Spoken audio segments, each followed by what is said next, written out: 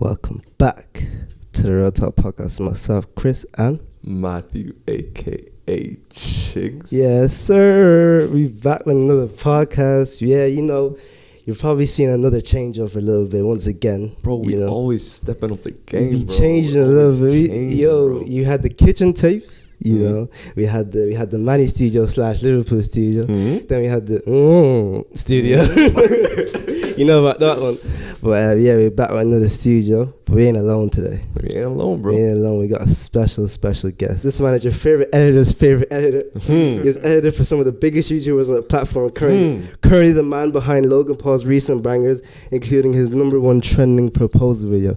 Today we got Gio on the podcast. Let's go. I appreciate it. Yeah. This is the first time I've ever done an in-person podcast. Is it? Really? Yeah, I've done quite a few interviews now, and it's always been sort of over Zoom or whatever. Yeah. I think this is the first time I've done one in person, with the exception of once I did the True Geordie Pain Game podcast. That's fair. I filmed it for Lawrence because he was having his baby on the day, so Brian was like, "Will you just?" You did a few of those though. Not the pain games, but you did a few of the podcasts. True Newses as well. Yeah, so that was during COVID. I did a few True News episodes. I remember those. Yeah. Zoom podcasts, how are those?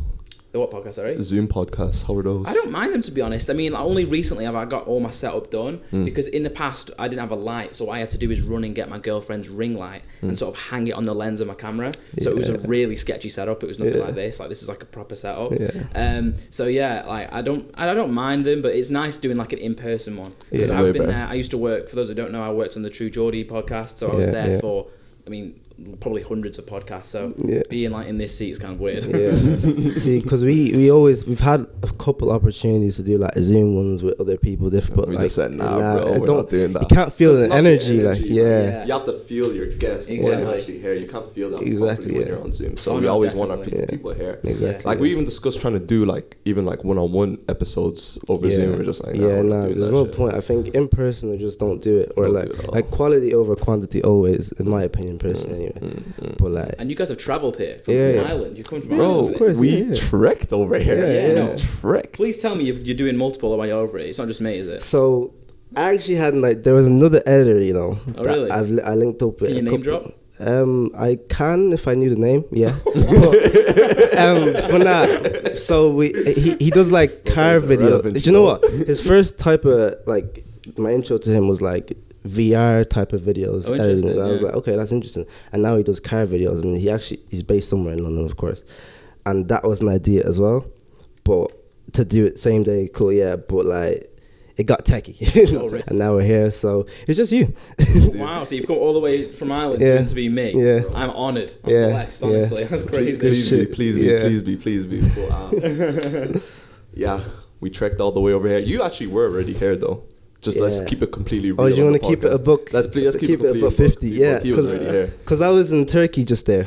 Oh, really? Came back from Turkey. So you're very well travelled then, eh? Yeah, well, it was just a holiday thing. Oh, okay, just a holiday. okay. So we went to Turkey. I was just there.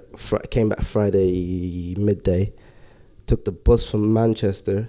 The bus from Manchester. Yeah. Tell them your little story that you had on the way here, actually. Basically, got to the bus was at 3:55 a.m.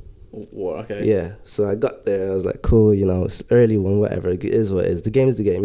Look, you gotta do what you gotta do. Yeah, I was okay with it. It's fine. So I got there at 3:55, or I got there like around 3:40. I was waiting there, and then I got to like 3:55, no bus. Everyone around me was either drunk, high, or all together, all the above.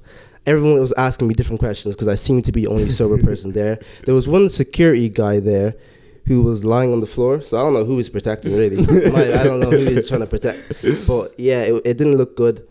It got to 4:55. Yeah. And I was like, I got to like 4:20, and I was like, okay, yeah, I might have to book a new bus because maybe I missed the last one. So I booked a new bus. There's a bus that comes at 4:55, which I assumed was the bus I booked. I get to the person, I show them the ticket. They're like, sorry, this is the 3:55 bus. It's like, what do you mean it's the 3:55? How are you here an hour late? But I was like, it's cool. I got that ticket too. They were like, oh, okay. They got really excited to see a sober person. To be fair, so that was nice. Yeah, got on the bus, no Wi-Fi, no charger. And how long was it, the bus from Manchester to London? 6 like hours. 6 hours, yeah. Yeah. I used to do them when I was at uni. I'm originally from Blackpool. Yeah. So I used to save money by getting like the mega buses, which are really cheap. That's the mega bus? Oh, was it the mega bus? Yeah, it was the mega But it was bus. just so tiresome because there's no Wi-Fi. Yeah, It's no, like, yeah. I don't like being sat on It's not transport great. Yeah, for my so ass long. wasn't 6 hours on a bus with no Wi-Fi. That's crazy. To be fair, I was tired. I was tired. I did a lot of little. I haven't slept properly in a minute. Oh, wow. So I did a few 2-hour naps, an hour here on Netflix, and 2-hour nap again. So like I'm here though. Nap makes me groggy. I don't like nap. Yeah, well, it's either nap or like stare into the abyss on the bus. So you gotta pick one. You got You your know? options, Yeah, yeah. exactly. You got Yeah, your yeah. I had my struggles coming here as well. I took Ryanair. Oh, really? Yeah, it was actually. I described it to Christian like this, right? Ryan, have you seen that Simpsons episode where, like, I think Maggie was getting onto a plane, right? And then sure. like it was anyway. Basically, Maggie was getting onto a plane, and like it was like one of these like cheap ass planes, right? And they literally like slingshot her across like the country type shit. Ryanair is exactly like that. Like it actually doesn't feel like It's not comfortable. it's not comfortable at all. Like I remember, like I woke up when we were landing and I actually thought I was dead. Like I actually Really? thought this was it. Yeah. Wow. Because I was like sleeping on the plane and then I just tear. And I'm just like, yo, what is that? And I open my eyes. I'm like, is this it? Like a I'm hard landing. Kind like of thing. hard landing, bro. I actually thought I was about to die, bro. But hey, man, shout out to Ryanair, bro. It's cheap though. It's cheap. I've never done Ryanair before. I've only ever done sort of Whoa. like the big British Airways and Virgin Fairs. Atlantic and stuff. But I Usually- don't fly that often. I don't travel that often. Oh, yeah, that's I fair do want enough. to start traveling more often, and my girlfriend wants to do sort of like cheap Euro trips. Yeah. So I imagine we'll probably do a few cheap airlines. in the Yeah, next few years. Ryanair's nice. Look, it's cheap. You can't knock Can't go being wrong. you can't knock being able to get to London for less than 20 quid. Like, Yeah, that's a good point. like what? That's I crazy. like to get there in one piece though. That's Yeah. yeah. I love that. I Like, Yeah, love that's that. fair. Yeah, that's fair enough. But like, you can go like you can go Turkey on Ryanair. Oh, can you? Yeah, I didn't You're know not that. surviving that trip though. It's likely. That's a likely Yeah, outcome. that's right. 50-50 odds. The 50-50. I'd even say a bit lower, maybe like 30. I That's can't like lie. very plausible. But that's fine. Like it is what it is. It is what it is. I mean, you're getting there for like 20 euros. So Yeah, it's kinda- exactly, yeah. You deserve that risk, honestly. You But deserve anyway, it. as we mentioned before, your favorite editor's favorite editor. Yeah, maybe. Well, I mean, it is what it is. That's yeah. what it is now. I always look up to Hayden as being the goat. Are you familiar with Hayden? Hayden- We'll talk about that later. Yeah, though. we'll tap in. We'll get in. We'll get Okay, into okay, that. okay. We'll get into that. But anyway, how did this start? How did you start it, and what was going through? Okay, so I'll give you the rundown. Basically, I always wanted to work in the film industry. That was the ultimate goal. I wanted to sort of like any young filmmaker wants to be a director. So naturally, I went and did this course in Blackpool. Shout out Blackpool Sixth Form. I did this course called the Creative Media Production course, and it is by far the best thing that has helped me get set up for what I do as a job today. Wait, so was that a university degree or what? No, so this is before uni. This was when I was okay. in college. It was a BTEC, and it was creative media production at Blackpool Sixth Form. I can never stop saying good things about it because it was such an amazing course. And basically, they gave us so much creative freedom. So each like few months, they'd go, right, we're making a music video. Here's the brief. You've just got to. You do like 2 weeks of theory, and then you do like 2 weeks of like making the music video. You choose your group, so you get put into groups, and you get to just run free and be as creative as you want. Pretty cool to know. And then they got uploaded to YouTube afterwards, and it was almost like healthy competition between the groups in the class to try and make the best possible thing. Whereas my friends would be going and doing like revision for exams, we'd be going and like making films and like making music videos and adverts and stuff. And we had so much fun, and we would just push to be as creative as possible because there was no stringent rules like you had to edit on this or whatever. Like my teachers basically allowed me to like edit at home. So I did this course, and then I was like, right, I want to work in the film industry. I want to direct. I go to uni, and actually no, before that, I don't know if you guys know about BG Media, Blackpool Grime Media. Little T, Afghan Dan, Millie B, M to the B, these names sort of ring a bell. So I'm from Blackpool originally. Yeah. Blackpool Grime Media became like a viral hit in Blackpool before it became viral anywhere else. And it was all because of this guy called Little T, who was this young kid who looked like the Milky Bar kid. Who do you know the Little T song? No. So Do you want to sing it for us? Yeah, sing it for there's us. one bit that made it go viral, and it was the reason why a lot of sort of YouTubers picked it up. He says, and you might need to bleep this, yo, yes, like the bifter, I'm gonna your little sister. That's what he Oh says. shit! I think I've heard that. Yeah. I think I've heard it. Yeah. It went viral, okay? And there was a few YouTubers that picked it up around the time, and one of them was Will N.A. Okay. So Afghan Dan was another character that became popular around then. And then when I went to uni to study film, I was sort of bored in my flat all the time, and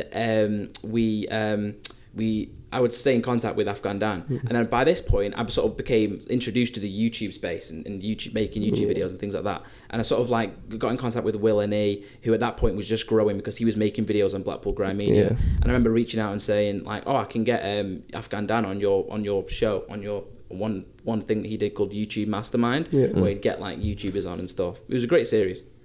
And I brought Afghan to meet him, and then through that, I just became friends with like a lot of people in the YouTube scene. And then I remember one day. Wait, how did you meet Will and E? Through Blackpool Grime Media, because obviously like he was big on like he basically got his start, and I'm sure he'd admit this as well. Him, Memulus, they rose to success because they were the first to make commentary videos on Blackpool Grime Media. Oh, okay. So and then I remember when I was at uni. We were tasked to make a documentary about something, and a lot of the people that were in my group on my course, they just moved to the UK, so they didn't really know that many people to make documentaries on. So I was like, oh yeah, I know this guy Afghan Dan, we could do a documentary on him. And they were like, let's do it. So we went to Blackpool with all these sort of people from my doing like this in a prestigious uni course in film course in London. We went to Blackpool, shot this documentary, put it on YouTube, and it did pretty well. I think it got like 100,000 views. And then a few months later, I was going home for summer, and I was really broke, and I wanted some money. So I went and did a lifeguard course, because my plan was over the summer I'm going to be a lifeguard. And then I went and did this course, passed it, and on the train home, True Geordie put out a tweet saying, I'm looking for an editor to help me out on a series that I'm working on.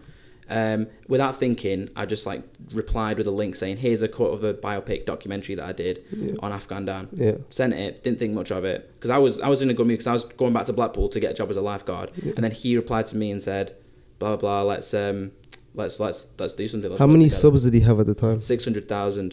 So this is just before his sort of like big rise to success. Like he blasted through 1 million when him and Logan Paul went back and forth. So and then me and Brian made a video called Conor McGregor True Life Stories. I remember that. Which I think now has like 5.6 million views, something like that. It's like it's super popular on his channel still. And then after that, you know, me and Brian realised we worked together really well. And then I found myself on this film course, basically like, do I want to pursue the film industry, or do I want to sort of go into this sort of the new YouTube sort of realm?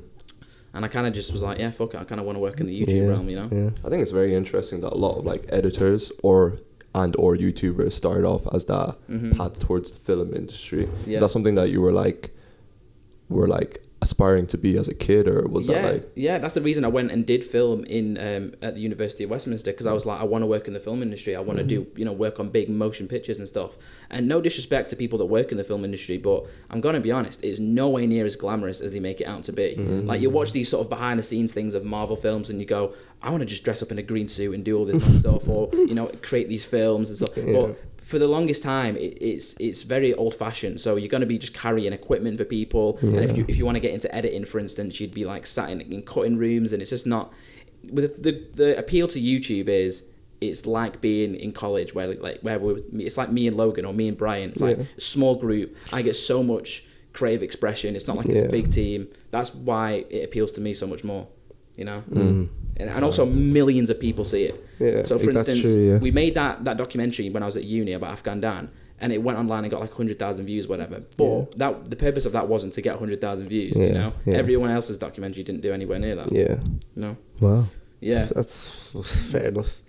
So it's been a common thing on this podcast where we ask our guests if they think college is worth it. Would you not college, uni? Would you be a big advocate of going to uni? Because it kind of sounded like in that story, that's kind of where you found that this is not really for you, that you want to go and pursue this actual like YouTube space. Exactly. So you got more out of college, that course that you were doing beforehand, than you did out of uni itself. So would you be a big advocate of, but uni, find what you want to do beforehand and kind of pursue that? Or would you be like, go to uni, kind of figure out what you want, and then kind of like drop out or finish your course? Kind of, where's your headspace on? So basically, for me, I knew that my degree wasn't going to be the thing to get me work. And in the film industry, in any sort of creative industry, they don't go, oh, you've got a degree in film, or you've got a degree in, contemporary media. Great, you're perfect for this job. It's all about your experience. Yeah. So I remember around the time when I was in Blackpool and I said, oh, I'm going to uni in London, people were scoffing at me because they were like, one, London is way too expensive to go to, and also, two, it's not high up on the league tables.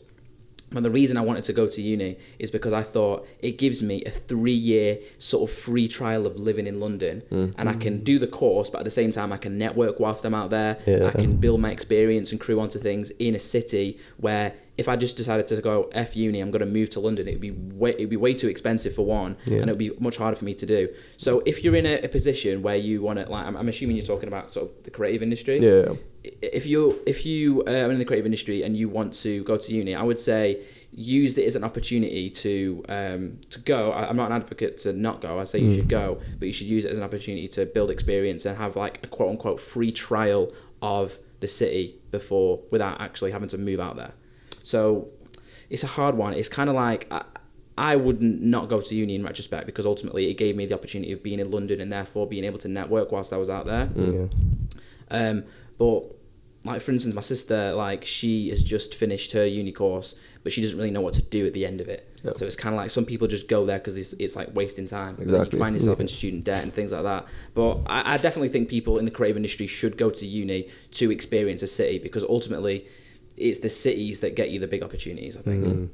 So like kind of like a networking thing, like this is where you meet the best people type shit. Okay, yeah, that's what it's great for. Yeah, that's a good shout. I think uni in general, it's weird. Like, it can be good, it can be great, but at the same time, it's like, I don't know, man. Oh man, like as you said, like yourself, like I feel like a lot of students fall into that trap where they do their course, they finish it, they're not really doing much like while they're actually doing the course, but they're just focusing straight on uni. Then they finish and they're like, yo, like, what do I actually do with this degree type shit? And that's another thing. Some people just go because it's kind of like the norm to go to uni now. So that was sort of like the same with my sister. Like, she went to uni because she was sort of like, I guess everyone else is doing it. Whereas, like, you know, she wants to go into sort of like, I guess, psychology or whatever, but she doesn't know exactly what she wants to do. So now she's finished, she's kind of like, well, I've got this degree, where do I go with it? Whereas I have also some friends like that want to pursue jobs that you have to go to uni for. So, for instance, I had a mate in school who wanted to be a pilot. Now, in order to be a pilot, you have to go to uni, you have to take the degree. Please. Please go to uni. Please go to uni. You know, just make it. Or continue flying Ryanair. I know them ones don't have degrees, man. I know they don't have degrees, bro. No way they do. Exactly. So there's certain things you have to go to uni for, but in the creative space, it's not so important, as I said, to get a degree, although use it as a free trial to go to London or Liverpool or whatever it is, if you need to. You know, in Blackpool, there's no way that I could have been able to network in the same way that I can in London. Yeah. The style of editing that comes with filmmaking is quite different from YouTube. You have to relearn certain things. Definitely. And that's something that I came to blows with sometimes. When I was making that Afghan Dan documentary whilst I was at uni, I was working, you know, we'd have to go to what were called crit sessions, where we'd sit and the tutors, who were very much like old film industry people, would watch the documentary and say, we don't get this, this is too fast paced. And it was interesting because I was trying to make a documentary that I was going to put on YouTube. Do you know what I mean? And it was like, they were like, no, this needs to be much slower, we need to let this breathe. And I was like, no, we need to, you know, think about retention and stuff like that. Imagine showing a professor or something a Mr. Beast video. It'd be like, what?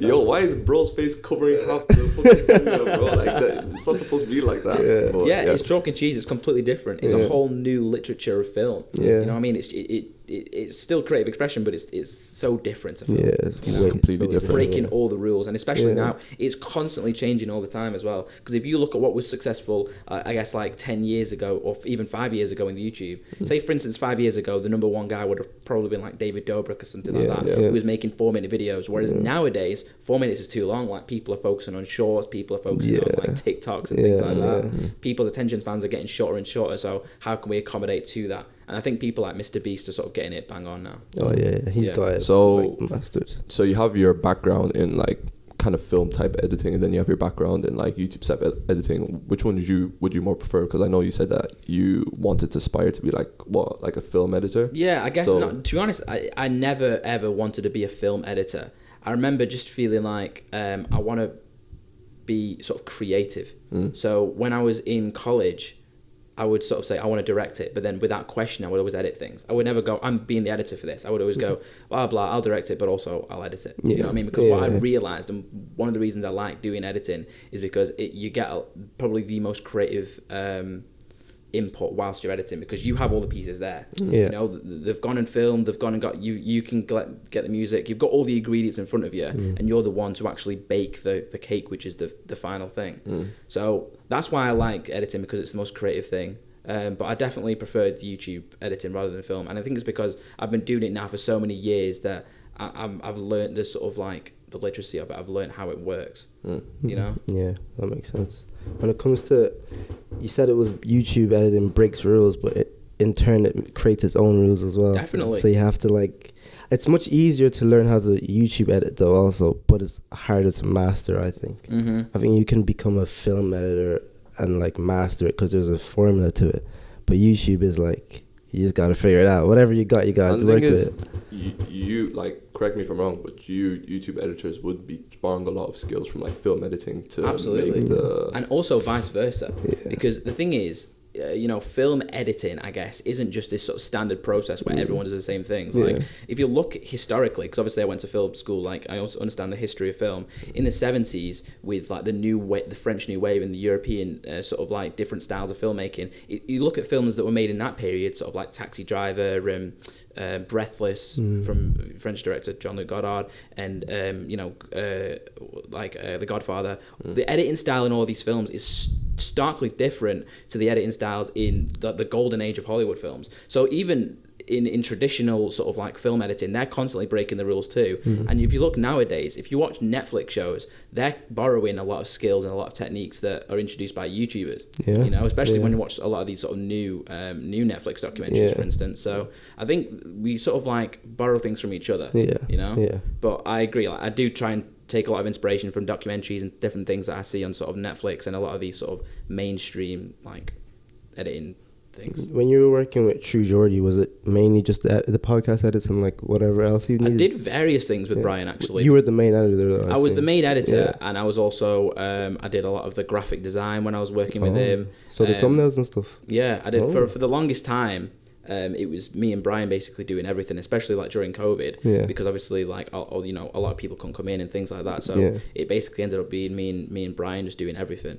But I would obviously do some presenting during that time. We'd shoot the podcast and stuff. It was a very like and that's what I love about YouTube. It's like we don't have these big teams. It's literally just me and Brian at times. And you'd only need you to, like, it's not something that you need to get somebody else to get this thing, or you need somebody for this thing. All the tools are there in front of you. Exactly. So whilst I was at uni, I had I was fortunate enough to work on some like small film sets. And there's so many people. There's departments for sound, departments for makeup, departments for set design, departments for everything. Whereas with YouTube, what I love about it is like when I was working with Brian, it was like, oh yeah, we're going to go shoot this thing. It's just me and Lawrence. Or like me and Rovan, who was a great cameraman we worked with back then and stuff. And even like most recently, I did a Superbowl commercial with Logan, and it was literally me and Logan that did it. There was no big teams. It was me and Logan. That was it. Me and Logan were the only two people to have creative input in it. Wow. That's very interesting. Which you would never ever find. Like, you know, a lot of other companies that make Super Bowl commercials, like Coca-Cola or whatever, they'll have a whole department of people. Of course, and they'll spend the whole year making it. And it wouldn't even be only one editor. It'd be like multiple editors. And it would go through various stages, various feedback things, going back and forth. Wow. That Super Bowl commercial was me and Logan going back and forth over text. That's crazy. I was going back and forth over text, That's amazing. Everything. Over text. So you man wouldn't even like meet up to be like, yo, like... Over text. Logan's all over the place. So Logan's in Puerto Rico. I'm in fucking London and do him. Like I edited that Super Bowl commercial in my bedroom, you know. That's fucking crazy. Wow. It's wild. That's what I love about YouTube, because you can never do that anywhere else. Final Cut Pro. Final Cut Pro. I'm diehard Final Cut Pro. Wow. And I know that Hayden, who was Logan's previous editor, who I look up to as being sort of the GOAT in editing. He used to always edit on Final Cut Pro, but I think he's recently changed to Premiere. So I think he's gone to the dark side. But there's people like Chip Fat, who's one of the big Fat, the Sidemen editor. Sidemen editor. He's still in Final Cut, and I don't think he's so good. Chip Fat. He's incredible. It must take him hours because he does the Among Us videos and like every camera angle and everyone's gameplay he has. It's I don't know, like that's crazy. Yeah, but I look at his timelines because it's interesting because when you're sort of like editing all the time, you look at timelines in a different way. Yeah. And I see his timelines and I go, he's not doing this in an efficient way. You know what I mean? Like, the Final Cut, no hate chip fat. I love chip fat. Yeah. But like, I look at his timelines and I even tell him sometimes, I'm like, you need to use the multicam feature in Final Cut. And he's like, I've just got used to doing it this way. But then Hayden looks at my timelines and he goes, no, you're not doing this. So we have our own sort of like style. You know? We've all got used to the program, but we have our own way of doing it. Yeah. So what would be the main difference between because I'm a noob at this shit, but what's the difference between like Final Cut and like Premiere Pro? So Premiere, admittedly, there's far more that you can do. Like when it comes to intricate little things, there's a lot more. You don't need to download plugins, for instance. Whereas Final Cut, in order to do those things, you need to download plugins. And obviously, naturally, Premiere's from Adobe, so you can, get the Photoshop. Yeah, you can use the Photoshop with it in like After Effects much more easier because it's all under the Adobe umbrella.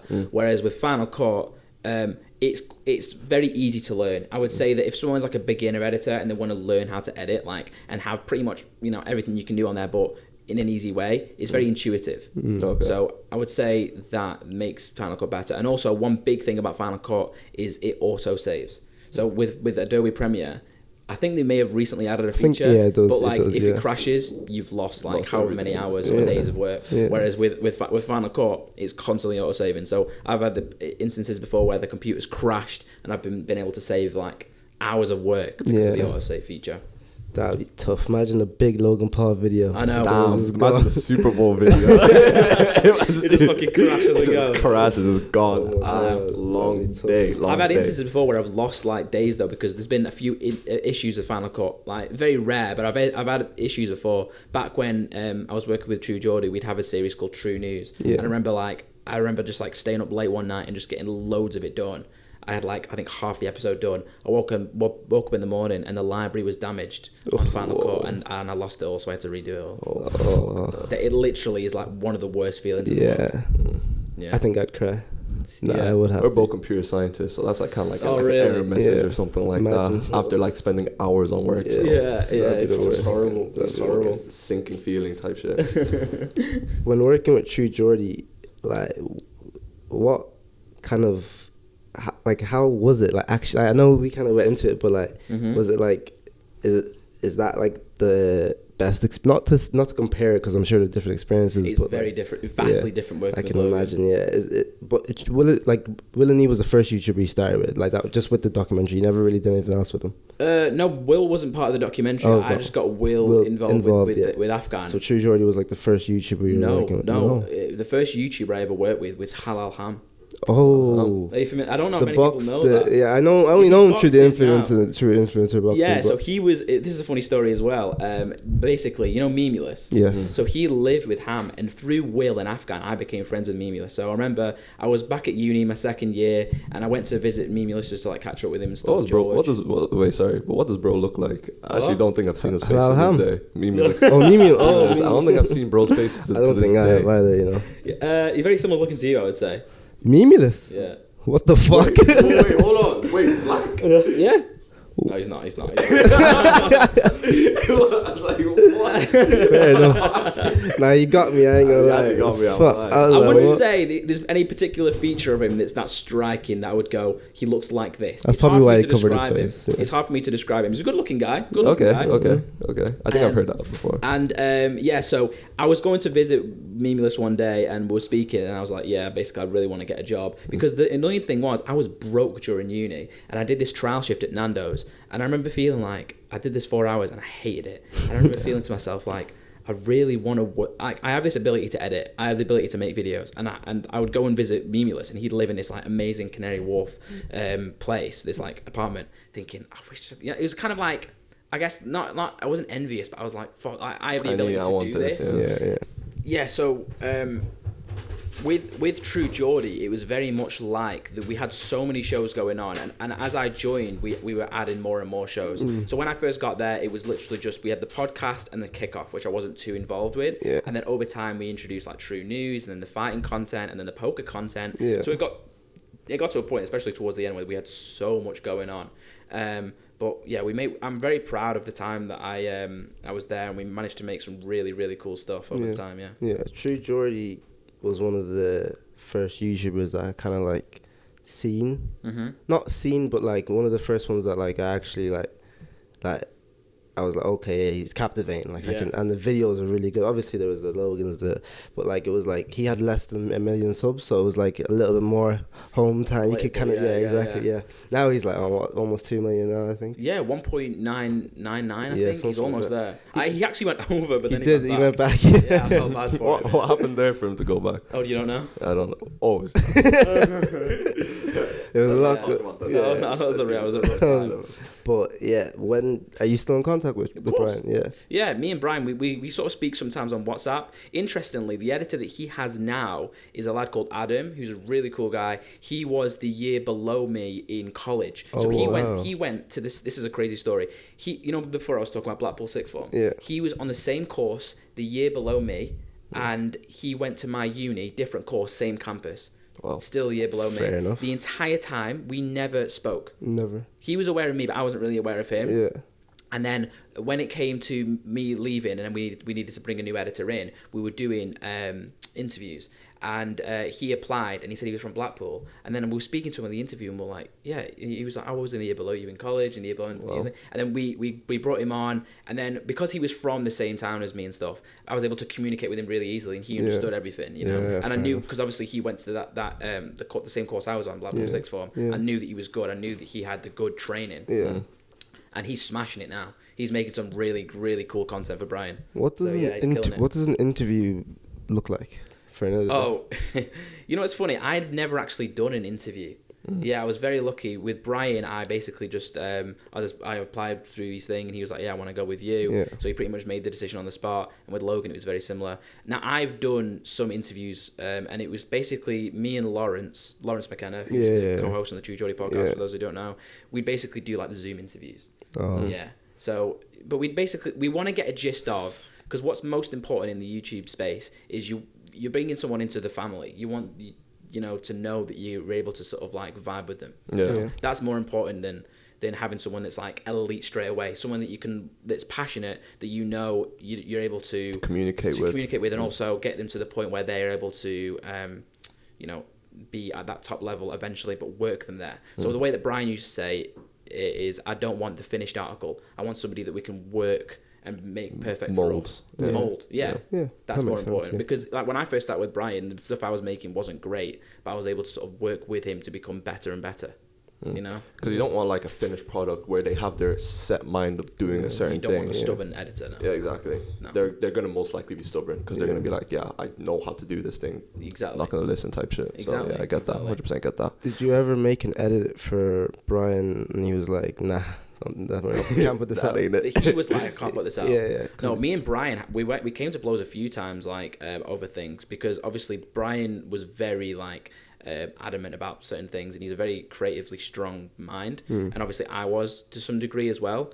But I would never be like too stubborn with things. But there was definitely times where we'd have like arguments. Definitely. So there's definitely times where it got a little bit heated, but I mean, ultimately, when you're dealing with creativity and people, get emotionally attached sometimes to things, it can happen. But was there ever a time where I made an edit and Brian said, we can't put this out? Maybe early on. I remember there was a few times early on where Brian, we'd have an idea and we'd go, let's try this, and then we put it together and we'd go, no, this doesn't work, because there's no point in putting something out that's bad. You know what I mean? That just doesn't work. And that doesn't necessarily mean it's poorly edited, but more a case of this doesn't it's just really not a good video, like or not maybe or like a trailer, like we'd make like teasers or whatever. Because the thing is, the good thing with YouTube is I don't approach Brian or whoever or Logan with an edit and go, this is the final thing, I'm not changing this, or you have 2 rounds of feedback. Like me and Logan and me and Brian will go back and forth as many times as it takes to get the perfect thing, you know? So it'd be like send something over, make comments. So the way it works is with YouTube, and obviously I'm sure this works in a similar way, I guess, in the sort of professional field, but I'll make an edit and then I'll send it over to whoever, and then they'll come back with like a page of notes. And then I'll action all the notes, send it back, and then if they've got more notes, we'll just go back and forth until they go, no, I'm happy with it. Yeah. There's been instances before where I've sent over edits and they've had no notes and they've gone out straight away. No, fair enough. Yeah.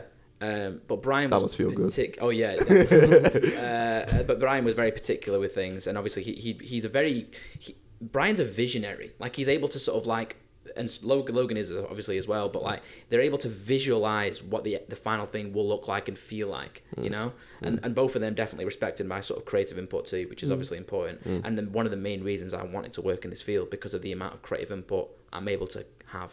As opposed to working in the film industry. Yeah. And they would really respect your like opinion as the editor. They'd Because be it's like it's a friendship. When you're a professional film editor, you're working with a different director every month or every few years. Do you know what I mean? Or sorry, every like year. So you're not able to build that relationship, or if you are, it's very rare. Whereas with YouTube, the editor and the way that Hayden described it, it's like a marriage. You know what I mean? It's like you're working together on things all the time. So your sort of creative minds become, the more and more you work together, the more aligned, you know. But you find out quickly if you don't, you know, work well with somebody, which luckily, touch wood, I've never had. So True Geordie makes the Logan video, sends it over to you. Which one? The first one where he's going in on them. I didn't do that one. You didn't do that No, video? that was just before. So that was I guess the end of 2017. Oh wow! I started working with Brian in April of 2018. Wow, fair enough. So I wasn't there for that. Did you see the video though? Of course I saw the Of course video. I saw the video. What video is this? What are you talking about? The first True Geordie video where he's going in on Logan for the forest, and then he's like, Oh. and then It's called Responding to Logan Paul. Yeah. Oh. He goes, "You sick little fucking." That was actually so good. Fair enough. They're like broskies right now. Like they're Yeah, Oh yeah, they're cool boys now. now. Yeah. Okay. Yeah. That must be a little bit awkward bringing up that video then. Oh no! Well, No. the thing is, they actually had a sit down. So for those who don't know, obviously, like the whole Logan thing happened. Brian, who has personal,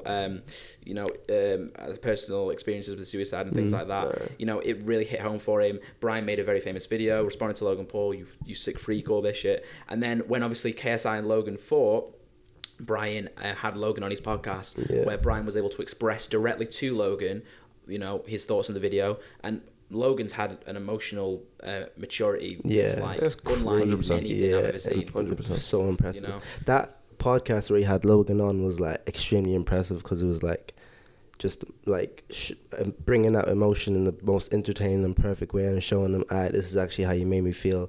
This is the video, and then Logan took it like better than the past versions of him was taking it. To be honest. People say like they bring it up like what is the best apology on YouTube. I think that first like Logan Paul apology was like one of the best ever. The first, he did a tweet first. No. Not and then he did the video. I think the video. The one that gets memed all the time when he goes. Yeah. I think it's lots of actually judgment. good. I think it's a good apology though. Honestly.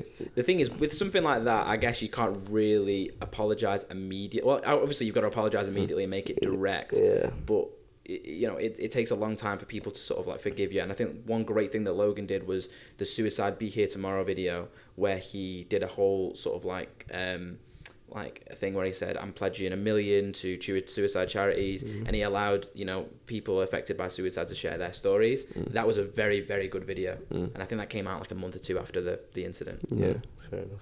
I can see remorse in that first video. I know people meme it all the time, but I genuinely see remorse in that first video. Like he actually felt bad for what happened. It's better than Colleen's video though. What is it? Gosh. Yeah, it's better than Colleen. The ukulele. Yeah. No, what are you thinking? Like genuinely, what if you're in the industry and who do you hate your editor? Like how can an editor see something like that? That's good to go. Well, that video wasn't. I don't think it was edited with her. Yeah, to be fair, she ended the she like pressed the thing herself as well. So, So maybe she did. That might have been. She's probably going through something that's not making her think straight. But, if there's victims involved with anything, you need to address it directly down the lens. You need to be able to say, and like, you know, you make a good point, like Logan's apology was good because he looked down the lens and he said, "I sincerely apologize, you know, I made a terrible lapse in judgment." Look directly down the lens, and that's what you've got to do. And obviously, you know, my close connection with Brian, when I wasn't there when the whole thing happened with Andrew Tate, which we won't go into, but Brian had to make an apology, and the first apology wasn't great because it was a podcast. It wasn't direct. Do you know what I mean? Whereas he made an apology a bit later on where it was direct, and then more people were able to go, right, he's clearly remorseful for what he did. How often do people tell you look like Gib? I get it. You know what's funny? I get it when I go to the events. When I go to it's like the Kingpin events and stuff. Yeah, I get it quite a bit. Because when I first seen you on like a True News or something, I was like, "How's he got? Why is he got Gibbs there?" The most liked comment on that True News. The first True News I went on was, "This guy looks like an airbrushed Gibb." But me and Gibb are boys. The thing is, we've spoke a lot on Instagram, and then I remember we bumped into each other once in Stratford because he's always well, I don't know if I say this, but he's always in Stratford, like he lives near there. So I see him. I see him quite a few times in Stratford, and then I went to the Kingpin event in the first one, the quarterfinals. Yeah. Is that where you first met him? I've met him a few times now. But yeah. I love Gibb. He's a great guy. Gibb's great, yeah. He's a cool guy. And he's a tough fighter as well. Yeah. And I'm always back in his corner. When he fought Jake Paul, I was there with Brian. Yeah. We have a video that's still up, and I'm like, I think he's going to win. You thought he was going to win? I had belief. I thought he'd be at that point. You got to remember, because obviously retrospect now. We hadn't seen Jake in a long since Deji. Yeah, and also he didn't batter Deji in the way that we thought he was going to. Yeah, exactly. Like the Jake that turned up on the night of Gibb was like the best YouTube performance we'd seen to that point. We didn't know what to expect because he was meant to beat Deji in the first round. Yeah. But he didn't, and he went 5 rounds with Deji, and also he got battered in that Deji fight. Whereas Gibb had at that point battered Max Plays FIFA, had battered Jay Swingler, and he'd been training for so long. He looked unbeatable at the time. Yeah, honestly. The whole narrative was if he just pressures Jake, he's not going to be able to deal with it. And I genuinely thought that was going to happen. But obviously the nerves got to Gibb, and the crouching and all that shit. Jake was just so accurate though in that fight. Like he's so good. He didn't. It was just so down the line, perfect. Every shot landed exactly where he wanted it. You couldn't really do much Brian about called it perfectly. Actually, yeah, he did. Watch back the video that we did. Brian calls a lot of things. People really thought that was filmed after the fact. Yeah, but no, we were watching it live. Yeah, he does. He has a few of those. To be fair to him, like he knows fighting. He's been a fight fan for years. Though that's the thing. Like people only think he's only become a recent fight fan. Though that's why he gets a lot of like, oh, you don't know anything. You can't call these fights. He used to make like UFC breakdowns like years and years. Yeah. That's crazy. Yeah, but you did the True Geordie. I assume it was when True Geordie started to link up with Logan a lot more. That's how you kind of got introduced to Logan. Well, yeah, technically, yeah, but it wasn't any like Brian didn't do anything directly to get me my job with Logan. Yeah. What ended up happening there was I decided after 4.5 years that I need to move on to something else. Not that I was having any sort of like negative experiences with True Geordie. Like I kind of just thought I don't want to look back in 10 years and go, I did the same thing for 10 years. Yeah. Do you know what I mean?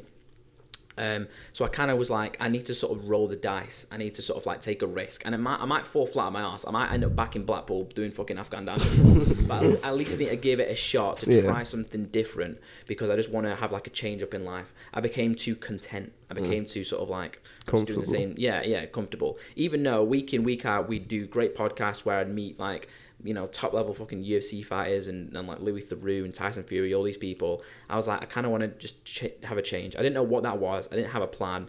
But I remember sitting down with Brian one day. It was just me and him. And I was like, listen, this is like, it was like a breakup because that's the thing. It's hard with YouTube to, when you're an editor, in any other job, I could go in, hand a notice in and go, I'm leaving in 2 weeks. Yeah. But with Brian, it was hard because he literally took me out of uni and basically like got me to the point where we'd worked together for 4.5 years. We'd built up that relationship. You took your YouTuber virginity. Exactly. You know what I mean? He mentored me. He literally mentored me. Yeah. So I didn't have Logan on the cards at that point. And to be honest, I didn't want to work full time for another YouTuber. Okay. I wanted to edit, but my half plan was to go freelance because I'm lucky enough now to have a lot of friends in the YouTube space, like the fellas, Chip and Cal Freezy, and a lot of other people like Will, for instance. Yeah. I could have just done like a bit of freelance here, a bit of freelance there, and I had a lot of sort of offers on like social media and stuff. Yeah. So sat down with Brian one day and I explained that. Obviously it was hard, but at that point we had Adam in, the young editor. Yeah. So I was thinking, it's not like I'm leaving him on his own. And obviously this was a few months before the whole thing kicked off with Andrew Tate. Yeah. So I gave him some notice, and then it was interesting. So I'll explain how the whole Logan thing came about. So we had Logan would use our studio when I worked with Brian to shoot Impulsive. Yeah. And one day, what's his name? Logan's videographer Kevin, who films all of Logan's stuff. He's like right hand man. He's with him all the time. Yeah. He was waiting for some cards to crash after an impulsive shoot. And he told me, he goes, I was just chatting to him, I actually met him that day. He said, Hayden's leaving soon, by the way. Okay. Not as in a way of being like, do you want to apply? But he just said, yeah, Hayden's leaving. Like he wants to go and do his own thing. For those who don't know, Hayden's Logan's previous editor, who, in my opinion, one of the best there is, if not the best. And so I remember thinking, because at that point I'd already told Brian I'm leaving. I remember thinking like, I think there was somebody there that said, you could go and work for him. And I was like, no fucking way. Because I was like, I can't fill Hayden's shoes. You know what I mean? So then a few weeks later, Logan put out on Twitter, I'm looking for an editor. So I was like, it's true, like Hayden is leaving. So then I just saw it and I was like, I don't want to go full time for another YouTuber. I was like, fuck it. You know what? I remember speaking to my girlfriend and I said, there's an alternate universe that exists where I work for Logan and we do these great things together. So I was like, fuck it. And at that point, I'd met Logan a few times, but it was a case of like, I was probably to him the guy that was just there at True Geordie Studio. He probably didn't know me by name, kind of thing. So anyways, I applied, and then like a few weeks later, I got a message back saying, we loved your application, we'd like you to do a test edit. So they gave me a load of footage to do an edit of, I guess, Prime's sort of launch in the UK. And then I was like, right, I'll give it a try. It was very different to anything I'd done with Brian, because with Brian, we never leave the studio. So everything we did was like a True News, where it was a podcast where it was all shot around the same table with the same cameras and everything was the same. Whereas now I'm getting vlog footage of them going about remember the big thing with the boss in Watford? It was like a big Prime launch. So I did this video, sent it over. So I sent it over and I was like, I had fun doing that, and I had a lot of fun doing that. So I was like, okay, if they come back, then maybe, it's like, I don't really want to do it. And then the further you go down the hole, the more you kind of go, okay, I kind of want it. And then I sent it over, 2 weeks, didn't hit anything. And I remember thinking like, right, they'll probably move on to someone else, whatever.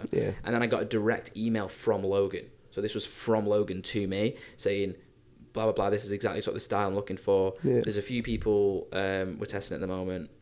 So we'd like you to do something else. So then he sent over like a few different other edits for me to do, like test edits. And then it got to the point where I was sort of like doing all these edits. And I was like, we're going to, do you want to like figure something out? And he was like, yeah, let's sort it out. So we... he was like, do you want to do sort of like freelance, or do you want to do sort of full time? And at that point, like I was thinking, like I kind of don't want to do full time for another YouTuber, but I had so much fun doing like the edits I'd done for him that I was kind of like, why not? So then I went full time, so I'm technically now full time on Team Maverick. Wow. Team Maverick. The Logan, full time Logan. The Mavericks. I thought you stopped using the that. Maverick brand is still a thing. Okay. But it's not.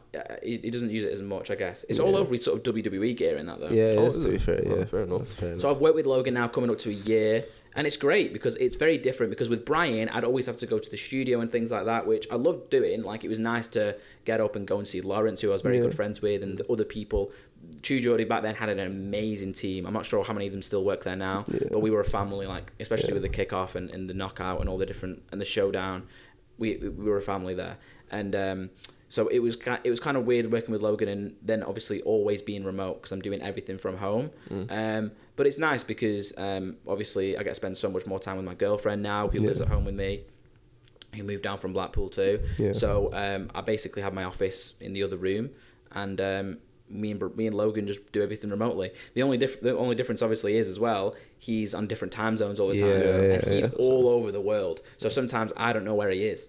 I don't know if he's in LA. If he's in LA, that's a different time zone to Miami, Puerto Rico. He sometimes in Saudi Arabia. Then obviously he's in the UK. He's all over the. So you just send the message. You just pray. Just say like, hopefully. Well, I figure out from his Instagram stories. So obviously, like Instagram, because he's all over. Like, I wouldn't expect him to constantly update me. I'll find out from like Kevin or different people that travel with him where he is. But he's very good at communicating. That's one thing I'll say about Logan. Like he is a visionary. he outlines the videos before they're done. Like, he knows exactly how things should be. And also, one thing I will say about Logan is he's at the top of YouTube. Like, he is literally one of the top YouTubers, and he is still so hands-on with everything. You know what I mean? Like, he is so, like, giving specific notes and things like that. You'd think when you're at Logan's point, you just pop that off to somebody else. Yeah, that's but he exactly is what I was still thinking. so, like, the content for him is still so important that he wants to, like, nourish it. Yeah. You know? Wow. What was it like? Because I didn't even know there. I knew a lot. I knew about Hayden like quite a lot because I edit sometimes a little bit as well with the podcast, and I did like obviously he's just so good. He has a great YouTube channel. Great YouTube channel. So like I knew he edited for Logan. I knew he did the Pokemon videos and all that. I didn't know when he left and you took over. So did he like coach you through something? Did you have any interactions with him or anything? Yeah, like that? so I approached Hayden for the first time when I'd literally just started working with Brian, because I was lucky enough to go to the KSI Logan 2 fight, and I was ringside, and I saw Hayden there. And at that point, Hayden didn't have a YouTube channel. I just knew of him because I think through Twitter, I think Logan mentioned him a couple times in the videos, and I always admired his editing even back then. So I went up to him and I said, I'm a huge fan of your stuff. And then we followed each other on social media, and then over the years, if he was making like a promo for a Logan thing, and he was like, oh, can you send me this clip from the Brian video or whatever, we'd help each other out. So we'd always be in contact. And he approached me in the past, like wanting me to help out on like other YouTubers' work and stuff like that. So we'd always stayed in contact. But there was not really a coaching period, because I think at that point Hayden had already left, because Logan's content wasn't like as consistent as it obviously once was. Like Hayden was super important during the daily vlog period. I still don't know how he was able to turn those videos around in one day. Video a day, like it literally. Logan would film his day, upload the footage overnight. Hayden would edit during the day, put it out, go to bed, wake up, new video every single day. Like, that is like boot camp stuff. There's no way you had a social life. Like, no there's just way. no way. No like, way.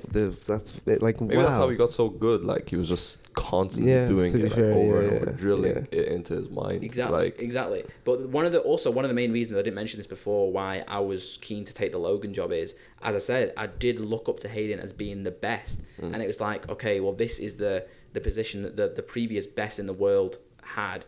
So it's kind of like this is if anything's going to force me to become a much better editor, it's this job. Because the standard has been set. Do you know what I mean? What if Logan came to you and said, I'm going back to daily vlogs? No, I've thought about that sometimes.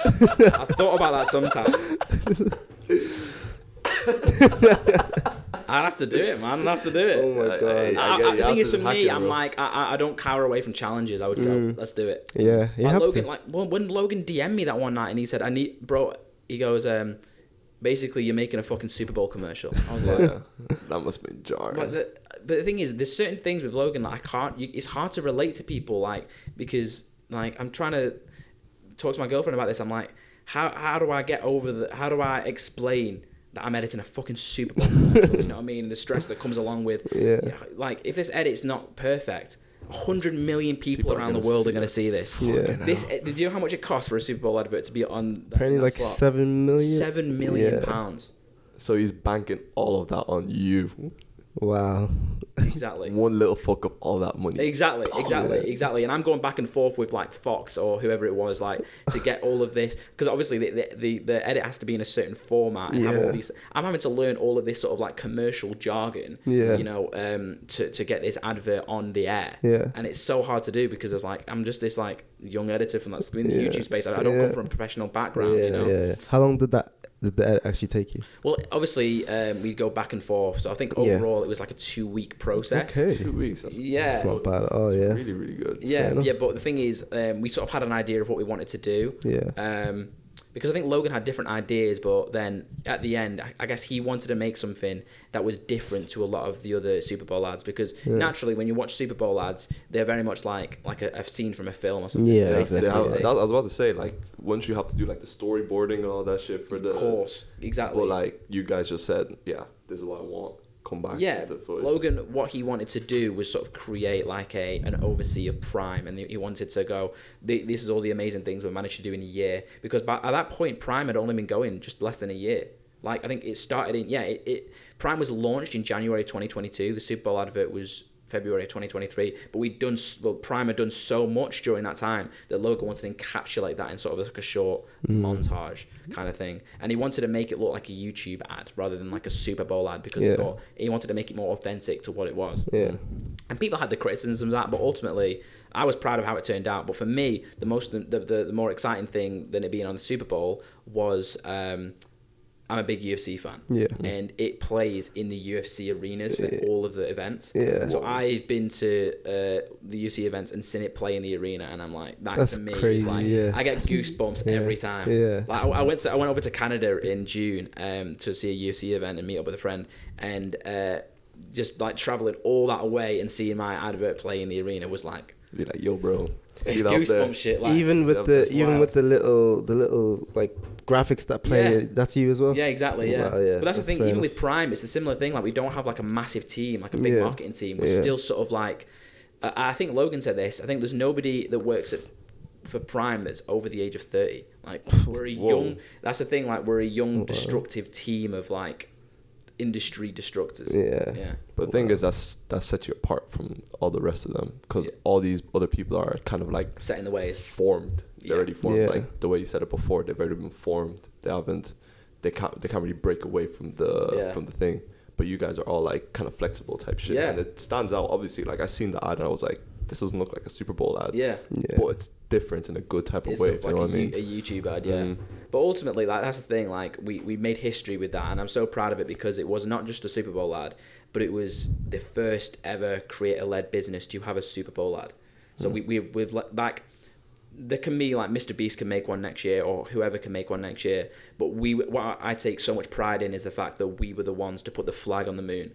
We were like, as somebody who, even though I wanted to get in the film industry before that, being a young YouTube fan, I'd follow YouTube since the start, pretty much since like the days of Fred, of Shane Dawson, Raymond Johnson, way back. Fred so is a throwback. to have something to be associated in YouTube history, to me is like.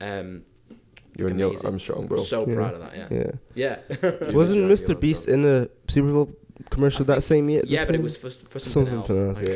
I think it's safe to say Prime is probably like the biggest like creator brand. Oh yeah, 100% in the world. Probably. Yeah. I mean, because I'm thinking the only thing is like Feastables, but like I think Prime is way bigger, right? Bigger. But what it's doing is it's making all of these big companies now reevaluate how they do their marketing. Like when Prime came out and had so much success, you even see it now. If you go in looking like the way that they're trying to market the way they even make the products look, there's so many Prime rip-offs and copies. You know, it's crazy. Do you have Prime on deck? Like do you get it sent to you all the time? To be honest, yeah, we don't get loads, but I'm very fortunate. Shout out to the Prime team; they're great. Yeah. They sort me out whenever if I message them and go, "Can I get some more Prime?" They always send it out. And then if there's like a new flavor or a new thing that they want to promote, they'll always send it out to us and stuff. And I love it. I'm not even just saying this. No, it's good. It's actually good. I love Prime, and our local Sainsbury's, we recently had a Prime tower in there with like loads of Prime in there, and even though we can get it for free, every time I go in there, I grab like 4 bottles. I pay for 4 bottles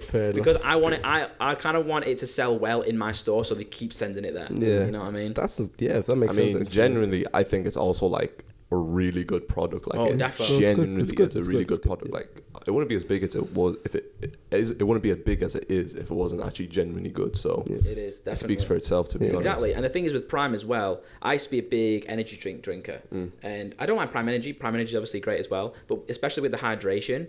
Like if you're going to get lunch, for instance, getting a meal deal, get like a sandwich, crisps, like Prime's the perfect thing because it's not carbonated, so it's not going to make you feel gassy or anything like that. Yeah. But it's good, like the industry disruptors, that's what Logan says, and the Prime is forcing other companies now to change the way they think about product. Yeah.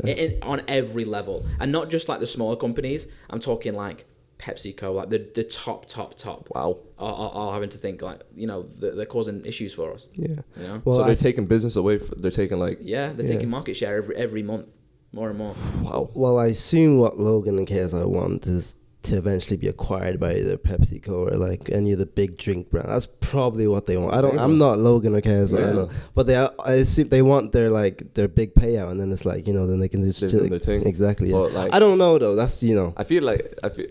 I see what you're trying to say. But I don't. Maybe not. I was gonna say maybe they have like the potential to be bigger than that. Do you think so?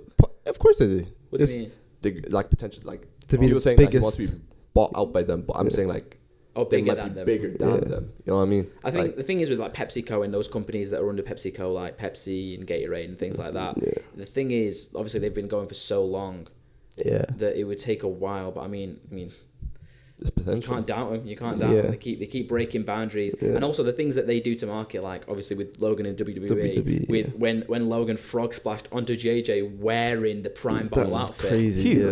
a great advertiser, Logan bro. in WWE is insane. Like, how is that a real thing that's actually happening? know. Like, I went to my first WWE event because Logan came and did the Money in the Bank Yeah, in London, yeah. and he invited me, and I was there ringside for it, and I'd never been to a WWE event before. Were you a big fan when Nope, you were younger? nope, never. Oh, okay. Never. You know what's funny? I wouldn't say I was a hater, but I was definitely someone that would be like, it's not real. Yeah, it's fake. It's Yeah. fake. Like, It's why, fake, why would yeah. why would people fill out arenas to watch something that's ultimately just fake? Yeah. Like, it doesn't make sense to me. Yeah. And I was a big fight fan. So Yeah. the thing is, when I go and see a fight, I don't know who's going to win, and that's the Yeah, appeal to yeah, me. You know? You still don't know, to be fair. Yeah, when it's, you're watching also, the it's rigged. They You know- don't they how know, it's but- rigged. You're right, but it's the ultimate thing of like two people coming together, and it's like No one knows. no one knows. when Like it comes to they're a fight. fighting Yeah. each other. It's a sport, and I thought it doesn't really make sense. Yeah. But I was there ringside for it, and the crowd for the WWE is completely different to a UFC or boxing crowd. Because when you go to a UFC event, you may watch a 3 or 5 round fight where nothing happens and Yeah. everyone's quite silent until a big moment and everyone pops. Yeah. With WWE, even before the event started, everyone's chanting. The place is packed out. Wow. Full, and the volume, the actual volume, is like, I would say twice as loud as a WWE as a UFC event. Wow.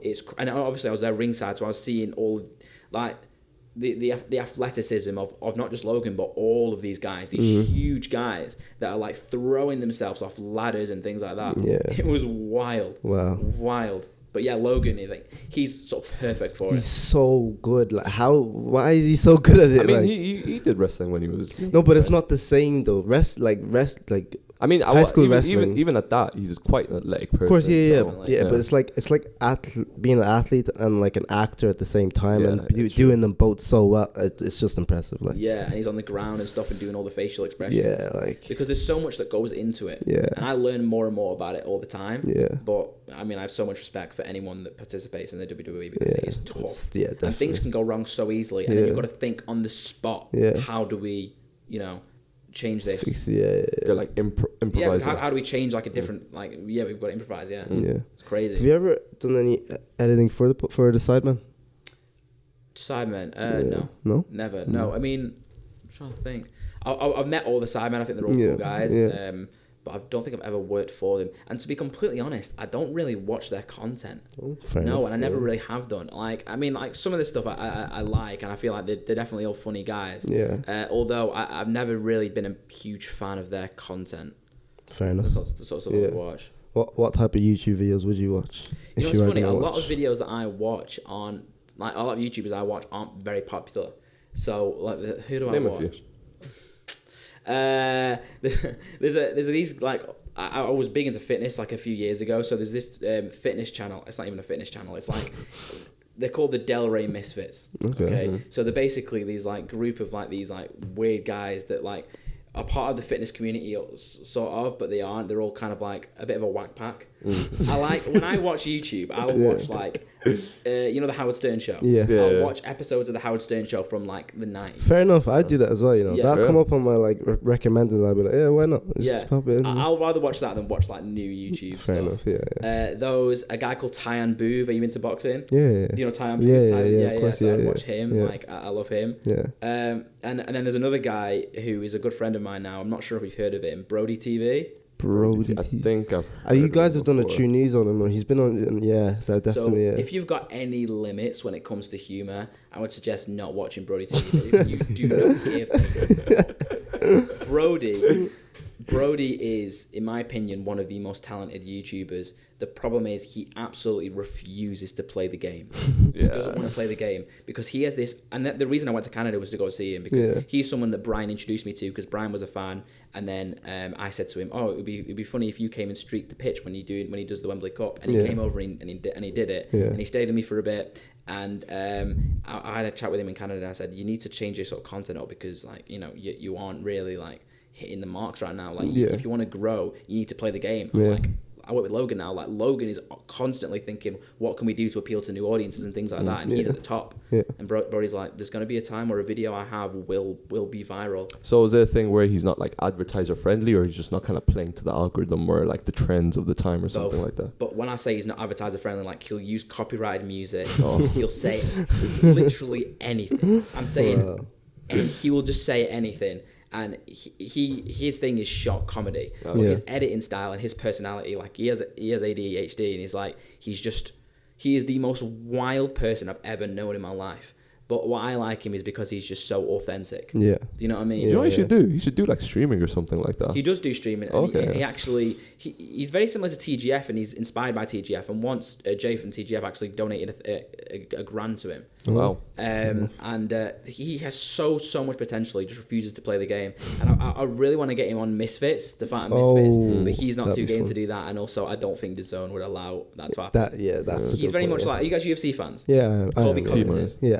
He would be the Colby Covington of Misfits. Like, he could play that character definitely. Would you ever find Misfits? I get asked this all the time, and the answer is probably not, because in order. You versus Hayden. Hayden's big. Hayden's too big. That's actually a perfect fight. No. Hayden's too big. The thing is, now we're combat sports fans. We know you can't take it lightly. No, I've never had combat sports experience to the point of like actually sparring in a ring. Yeah. And I know the amount of time, effort it takes in order to be safe in the ring and obviously put on a good show. Yeah. And the amount of time it would take me to train to the point of actually being comfortable to get into a ring would mean I'd have to take a lot of time off work, and also the amount of money that I would get would not match up. You know what I mean? Yeah. So me fighting on Misfits would maybe be a bit of fun, but it would be a huge financial loss. Yeah. You know what I mean? Yeah. And also, like, it just doesn't really, like, it's not something that's on the future plans. Yeah. You know? Fair But you know what? One thing that sort of made me go, I may give that a go if it came up. Tag team. Tag team. Half a fight. Yeah, that's true. Half the effort. How do you feel about the Misfits tag teams, the survival tag as well, things like that? Before the initial tag team, I was apprehensive, and I did tweet out saying I'm more nervous than excited for it, because I do feel like there is a big future in crossover boxing, influencer crossover boxing. It just has to be done in the right way, and I felt like the tag team thing could have gone terribly wrong. It definitely could have gone terribly wrong. And they're very lucky that the ref was good, because he was able to know the rules and keep the action going. And it was a success, a huge success. And I do feel like things like that are good for the space. The Survivor tag, in my opinion, was a little bit of a failure, because it was meant to be sort of, the last man standing. But what it ended up being was a very confusing boxing match where anyone in the ring at any point had the opportunity to just tag out when things got hard. Yeah. And it was kind of like, for me, it wasn't that entertaining. No. And I didn't watch it. Who won that? Was it Nick? Nick LeMayo, yeah. But the thing is, my mate B-Dave, who's one of the fighters in Misfits, he was in there as well. Yeah. And I remember just thinking, like, it wasn't that entertaining for me. He's pretty entertaining, B-Dave. B-Dave is great for Misfits. Good. I would love Brody to fight B-Dave. Oh, is it? I had them on FaceTime once or a few times, going back and forth, and that was like gold. Because what Misfits are really, really desperate for now is stars. They've just lost Jay Swingler, who was a big draw for them. Good, They need people that are loudmouth, that are going to sell pay-per-views, that they can build storylines and things around. And right now, they're really struggling. They were trying to do it with Salt Papi, but then they put him in there against Anthony Taylor, and he lost the decision. That's tough. That's unfortunate. I think they reckon they can still do it with Salt Papi. I haven't heard anything from Salt Papi recently. But like, he's entertaining in the ring, but and then outside of that, like, he's not really like the big draw that people think he is. Yeah, a lot of them now aren't doing much content outside of it. Although it's hard to like train and do the content, but like, you're still an influencer. Like. And you know why? It's because there's so much pressure on these guys not losing. Yeah, exactly. They would rather train more and make less content, because the harder they train, the less chance there is of them losing and having that embarrassment. Whereas if you look at like Creator Clash, which is another sort of YouTube boxing promotion or whatever, if you win or lose, it doesn't matter, because like, it's more of like a sports day, like fun feel to it. And I feel like that's one thing. If Misfits are doing one thing wrong, it's kind of like too much serious, making it too competitive. It's too much aligned with the seriousness of actual pro boxing. So therefore, the gimmicks like the tag team and survival tag, and what I love is the mystery opponents. Yeah. More stuff like that will take the seriousness away Yeah. and get people to enjoy it more for what it is, which is it's influencer YouTuber boxing. Yeah. But at the end of the day, I still do think a big appeal of like the YouTube boxing is the competitiveness between the two people. So like I feel like everyone wants to see Jake versus KSI. Definitely. Why do they want to see it? Because of the beef between Jake Yeah. versus KSI. So Definitely. I feel like that is a big thing to the boxing scene as well. Definitely. But all these guys need to start making more content. They need to actually start making more promotion. Like, you know, back in the day when it was KSI, Logan Paul, they were making diss tracks to one another. They were making videos constantly about one another. If all the Misfits fighters did that and got us to really care about them, then we'd have some amazing cards, and it would literally like rival some of these big pay-per-views. Because right now, unless KSI, Jake Paul, or Logan's on a card, people are kind of going like, "Are we even gonna watch this?" And DAZN have signed a 5-year deal, so they're expecting something from Misfits. Yeah, that's what scares me about Jake and KSI. Though. I don't know how when are we really gonna get that fight? 'Cause 5-year deal is like. I think once that fight happens, it's tough for influencer boxing. Just for every. They're definitely running back though. Like if they're they're gonna run it. I assume, but that's like going to be a year tops. It's the be all and end all. Yeah, I agree. People like gave me a lot of heat on Twitter because I said it wouldn't happen this year, and this was early this year. Yeah. So there's no way. If Misfits have signed a 5-year deal, there is no way they're Not going to this year. Yeah. their biggest fight in the first year. The thing is now, because Tommy Fury's in the mix, and potentially, we don't know this, but it's heavily suggested that Tommy Fury will be fighting KSI next. Yeah. Now, if Tommy loses to JJ, then the JJ Jake fight is only so much bigger.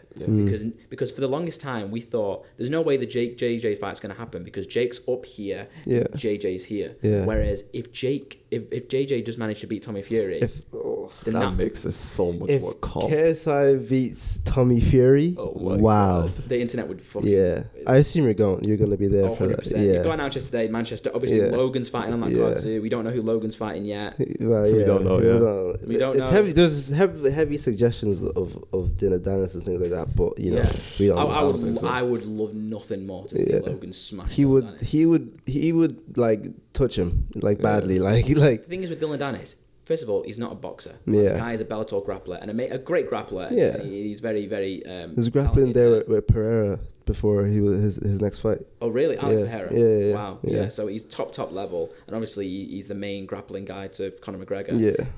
Although his striking is god awful. Yeah. And he has no redeemable qualities. No. Like he isn't like a guy that's likable in any way, but he's also not a heel that you sort of like are drawn to, like a Colby Covington or something like that, or like a Chael. Logan would end that fight fast though. It would be very quick. I really hope that gets made. Yeah, that would be very fun. I do think even if KSI loses though, I still think the fight's still there, 100%. Because then they're both on the same level anyways, because they both just lost Tommy Fury. Tommy Fury, will he entertain more fights in the influencer boxing scene? Only with the top names. Like he'd only fight a Logan Paul or someone like that, especially if he beats KSI. So I do agree though, after the Jake JJ fight, the Misfits are going to really have to start thinking, what do we do? So they'll probably try and push that. Will it happen in 2024? I think maybe, but I won't be surprised if it gets pushed to 2025. It's the biggest fight though. Absolutely. And it's like it may be one of the biggest combat sports fights ever. Like genuinely. I think you said it's going to touch like top 3 pay-per-views of all time. I think eprobably. I think it'll be up there. Top 3 pay-per-views of all time. So what sort of like the number one right now? Was it McGregor, Mayweather? Definitely. Yeah. Definitely. If the promotion's done right, if everything's done right, I feel like you can just put one tweet out that has happened, and that's all you need. Like because it's been written so well from Jake Paul, Logan Paul, any of the Pauls. Like it's just the whole storyline there, and the fact that Logan's beaten. KSI's beating Logan, and Jake's beating Deji. They're both beating each other's brothers and things like that. Bro, you couldn't have written this out. You couldn't even scripted this better. Like you actually couldn't have. Exactly. But what they need to do, because I know there was talk of potentially JJ being the backup fighter for him versus Nate Diaz. It's really? Like, you can't have that. There was talk earlier on. There was a talk of that. Wow. Like JJ said, so R-worded. You can't put that on. What? You can't just put exactly. No, it has to be done right. Like it has to have the right build up. Exactly. Yeah. Everything has to be done right. What? Who thought of that? There was a lot of talk of that going on, If that was actually genuine conversation, whoever thought of that idea needs to get packed up. JJ was tweeting honestly. out saying, "I will," because the thing is, there was talks because Diaz got in trouble at one of the Misfits events because he was choked out the fighting Logan Paul outside, lookalike. yeah. And then he was saying, "Well, if he can't fight," JJ was like, "I'll step in," and it's like, no, we want No, we want we need the build up. It needs to be the right build up, yeah. Yeah, No. that fight is so beautiful. Like it needs to happen. But genuinely. this man, I heard yesterday, I was on a Twitter Spaces, and Keemstar said that because obviously he's sort of like savvy when it comes to the card. Yeah. He said that if the card that they got planned for Misfits Manchester, the one that's happening in October, happens, it will be the Super Bowl of influencer boxing. So I'm imagining Sol Papi on that card. Yeah. Imagining Slim on that card. Deji might be coming back. Yeah. Imagine like Deji versus like a Whindersson Nunez or something like that. That's interesting It'd be stuff. big. Or Salt Papi, Deji Salt Papi. Ooh. Could you imagine that? It's like a Coco co-main event. That's a good fight. one. Yeah. Deji yeah. Salt Good Papi. one. Who wins that? I'd probably say, you know what's funny? I don't know. Actually, don't know, you know.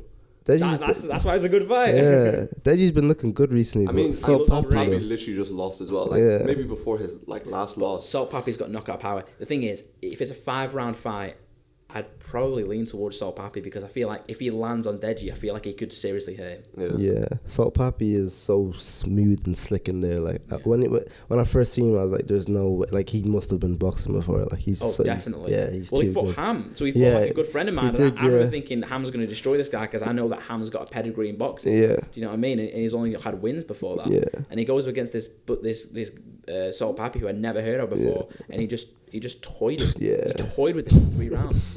Were you there live? I wasn't. I was watching it at the Geordie studio at the time, and I remember just being like, I mean, I was gutted for Ham, and I was so impressed with Salt Papi. I was like, I want to see more of this guy now. Oh my god! He's and then actually he starched Josh Bruckner. Yeah, Starched him. that was impressive. He's like whenever he's on like an undercard or something like that, he's always like the Steals the highlight show, of the night. yeah. Honestly, Yeah. Like it's He's crazy impressive, what that yeah. guy can do. Yeah. Like it's just one like quick punch and the guy's just falling. You're just like, what even? And then he just dancing on you like yeah. And he It's doesn't need to crazy. be a loudmouth in the press conferences. Like he does all of his promotion and entertainment in the ring. Yeah. And then he has the likes of Ryan Garcia talking about him. Yeah. Obviously, like all the celebrities and all the headlines. Salt Papi trending everywhere. Like You've been pretty much there from like the beginning of the influencer boxing space. I was there at KSI Joe Weller. Case like Joe Weller, yeah. OG. Yeah, well, Yeah, Joe yeah. Weller, Theo Copper Baker box. would be the real. Yeah, wasn't that bad. But how do you feel about the space now compared to what it was back then? So it's funny because I did an interview with Fred Talks Fighting, last year. Fred's great. No. I love Fred. Why did I get a laugh then? No, Just give us separate. Fred's amazing. Go on. Fred's amazing. Okay, so Love that I guy. did an interview with him, and at the end of the interview, he said, "Where do you see the future of influencer boxing?" This was before Misfits. I said, "Here's what's going to happen. Eventually, KSI will fight Jake, and that'll be the be all and end all, and no one will care about it after that." Then Misfits came about, and I saw what they did. I've been lucky enough to go to a few of the Misfits events, and when I'm there, there's a vibe that makes me feel like if done right, it could last at least another 5 years. Like they just need to put the effort and time, as we were saying, into the promotion, into the stars, and nourishing these stars, and not allowing them like Salt Papi. I probably shouldn't have gone in there with an Anthony Taylor. Yeah, to And be it fair should though, definitely not have been 3 rounds. yeah, that was the main thing. It should have definitely been more rounds, but it was tough for him to get a fight though. At the weight he's at, and there's just not many people who want to fight him. Yeah, and from obviously what I people call. kept turning it down and Yeah, things exactly, like that. But I feel like if done right, I mean, if this big one's a success with Tommy Fury and we get sort of these big fights, I'm happy with how the scene is at the moment. It's clear that we just need more stars. We need more people to be excited about, and we need to nourish.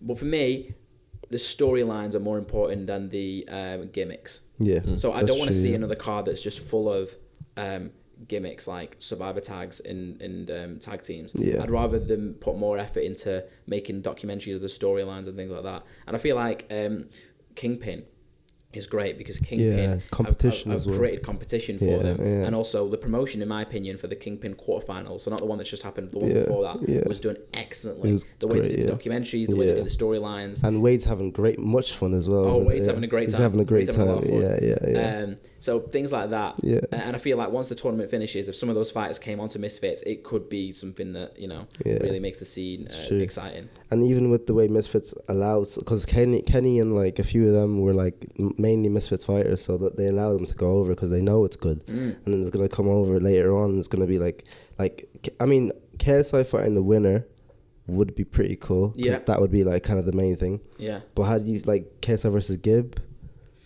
Yeah. It's an interesting one, that, because obviously Gibbs a little bold, but then KSI, in my opinion, is the hardest hitting YouTube boxer. Yeah. I think JJ could put anybody out. Oh yeah, 1,000%. Yeah, easy, and there's moments where Gibb does leave himself open and take some shots, but Gibb will take one to give you 3 back. Yeah, literally. Yeah. So that'll be a very exciting fight when it comes about. I mean, or KSI versus Kenny though as well. Oh, still, that's a very interesting style. That's interesting. Kenny with the jab had a great performance against Nunes. Incredible. Great performance. Incredible. He looked like Anderson Silva in there. He was taunting him. Very good. Very impressive. So comfortable in there. I didn't expect it at all. No, especially from like the Kennys that we've seen before. The same guy that lost to Ashley Raxon. Yeah, just playing with. Fair enough. That final, the Kingpin final between Gabe and Kenny is going to be very exciting. That's going to be interesting. Where do you reckon that'll be?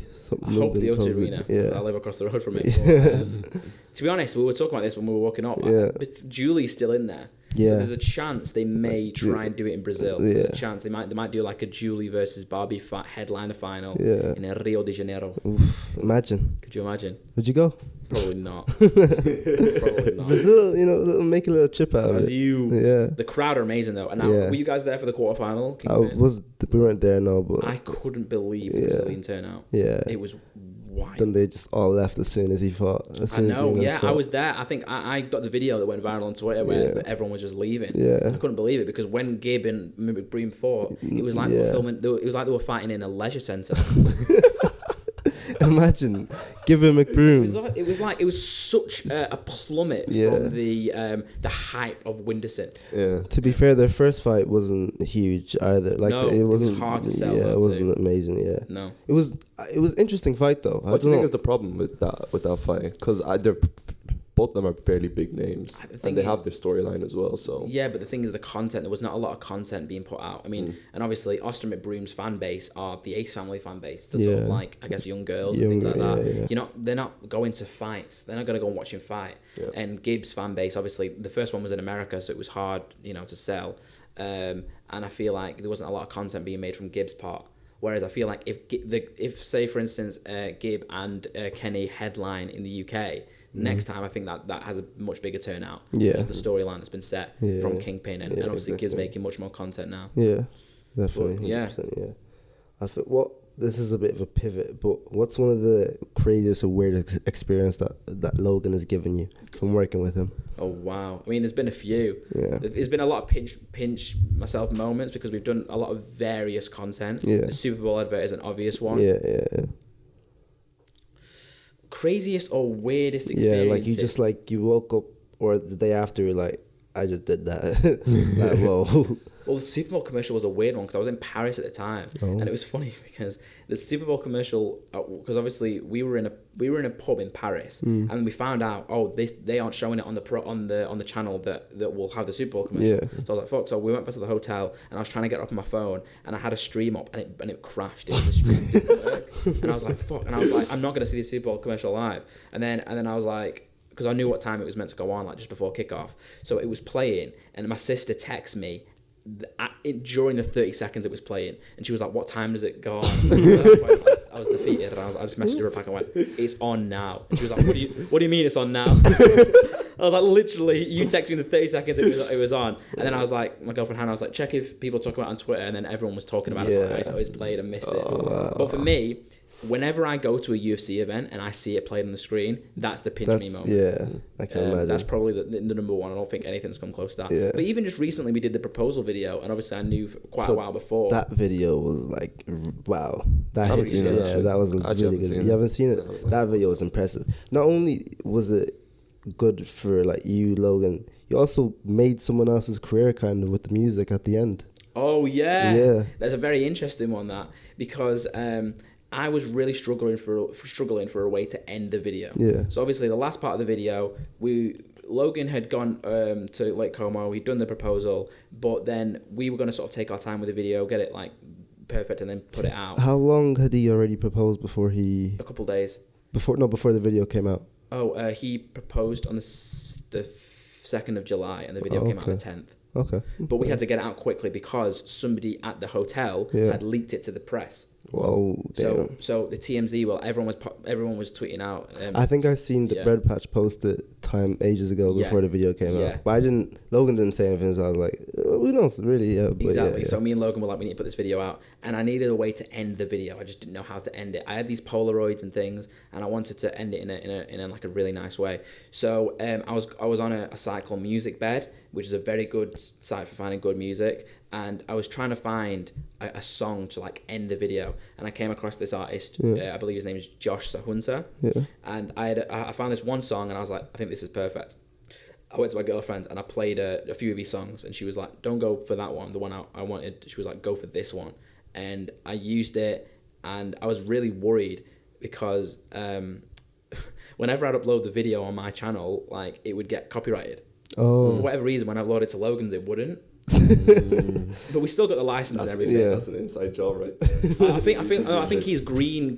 What's the word? Whitelisted. Whitelisted. Yeah. Okay. So that's actually a thing. So like, but I was worried because we obviously needed to get the video out quick. We got the license. We bought the license. For the song, but I didn't want to put it out and then it would get copyrighted, and then obviously they would take all the revenue for this like #1 trending YouTube video. So we put it out. Luckily, it was green listed, and then I was worried in case he would see the video and then go, hold on a minute, and then copyright it. But then luckily, this Canadian musician, like everyone was going to his page and stuff, and he was so over the moon that this song was used. So he's such a talent now. So I'm very glad. He's a great guy, and I'm great to see. I'm glad to see him doing, like, being so happy with the fact that we used that song in the video, and it saved the ending for me. It saved the ending. The video was very impressive. Like, it was really good. 4.5 million. Wow, something like that. Fair enough. Like it was a great video. I remember watching it, and I was like, wow. Joe trying to make me cry or something. It's a girlfriend killer. It's a girlfriend killer. Yeah. You show it to any girl, they'll cry. Yeah, my girlfriend was sat behind me the whole time whilst we were editing. Whilst I was editing it, whenever she'd overhear the proposal scene, she'd break down in tears. How much does she know about the YouTube space? Your girlfriend? Oh, well, she's been with me. Me and my girlfriend have been together coming up to 9 years. Ooh. So she's been there since. That's marriage, you know. I know. She's been. We got together when I was 16, so she's been there since the start. She knows a lot about it because obviously she's met a lot of these guys. She's been lucky enough to go to the events and things like that with me. She has a lot of friends in the YouTube space too. She doesn't work in the YouTube space, although she would be an excellent sort of producer. I feel like she's got a great mind for that. But you mentioned that you kind of like go to your girlfriend a lot for like ideas, consultation. She's with me all the time, so I go, can you come and watch this edit? What do you think of this? And she'll give me great feedback. She's got a very good creative mind, so I'm so blessed to have her. She's great. So there's like is there like you'd bounce ideas off her for sure. Like, definitely. And obviously because she doesn't consume too much YouTube content, or at least like with the proposal video, for instance, it was very different to anything I'd ever done before. And she is somebody that like she loves the idea of proposals and things like that in marriage videos. So she was able to give me really good feedback on like, you need to let this breathe or whatever. And I remember my original sort of cut of Logan proposing was quite quick, and she was like, no, you've got to let this whole moment breathe. This is the raw moment that people want to see. No, it was good. And like there was this one bit where I was like struggling to find music, and she helped me make the decision that this scene doesn't need music because the emotion's set, and it was perfect. It was the scene just before he proposes, where the audience know what he's about to do, and he's sat with Nina at the table, and it's like, you know, we're all on the same page as Logan. Like, you know, we know that he's about to propose, but she doesn't know. And you don't need music to set the tone. And it was perfect, and it set it up. You gotta step it up when you're doing your when I do what? When you do your proposal now. You gotta. She always tells me about proposing and stuff, and I'm always like, I'm too young. I'm too young. I'm only 25. 9 years though. Fair enough. I know. It will happen. It will happen. Yeah, of course. She has to wait. A little bit at least. Me and my girlfriend, we obviously got word that it may be in Manchester like a few weeks ago, so we provisionally booked a hotel. And then yesterday the poster came out, and I said to her, it's in Manchester, and she was so happy. She was like, yes, because obviously the prices are gonna go. That's true. Is she like a big fan of like the fighting scene? You know what's funny? I made her into a fight fan. Because the thing is, we live across the road from the O2 Arena, so whenever there's a UFC event, I'm like, would you want to come with me? And she's like, yeah. And she actually knows like quite a lot about the UFC and stuff now. Like she'll go, can you get me up for this fight? Because obviously it's on like late at night. That's sick. So she'll go, oh yeah, whip me up for the Valentina fight or whatever. And she has like a good understanding of fighting and stuff. And it's interesting because she's a very, like innocent, like nice, like girly girl, but she's like she likes fighting. She ever able to call any of the fights like before they Oh yeah, she's got a good fight mind. Yeah, okay. Like sometimes I've been like, no, this person's gonna win, and she's go, no, I feel like this person will win, and she's been right. Fair enough. She's got a good eye when it comes to fights. And her breakdown, like for instance, like last night we were talking about. Because tonight's UFC 291, Gaethje, Poirier and stuff, and I was just asking her questions to sort of gauge like how much she sort of knows about like Gaethje and Poirier. Because she's seen Gaethje fight live at UFC 286 last year, and I was surprised at her knowledge. I was like, wow, like you remember a lot of stuff, Fair enough. And she's actually recently started helping me out on the fight streams. So I've done a few. Yes, I have seen a few of those. YouTube, yeah. I've just bought all this equipment, so I want to get more into it. Because I've obviously bought this equipment, I want to get some sort of use out of it. And she's sort of been my co-presenter, I guess. Yeah. And she's good at like sort of just like breaking things down and stuff. The Lawrence to your Brian. Exactly. Yeah. Exactly. Would you Lawrence, you should definitely try and hit up to get on. Oh, I was gonna ask you actually. He's very like artistic in some of the things he's put out. Like some of his he's done like a basketball documentary. Yeah. Yeah. Did you have any work with it, or does he do that? Is that just his own thing? No, his own. Lawrence is a very creative mind. He's a director. Yeah. And he's somebody that I'm glad now he's able to sort of do his own thing. Yeah. You know what I mean? He's obviously going into his own path right now and making documentaries. He made a very good one about Jordan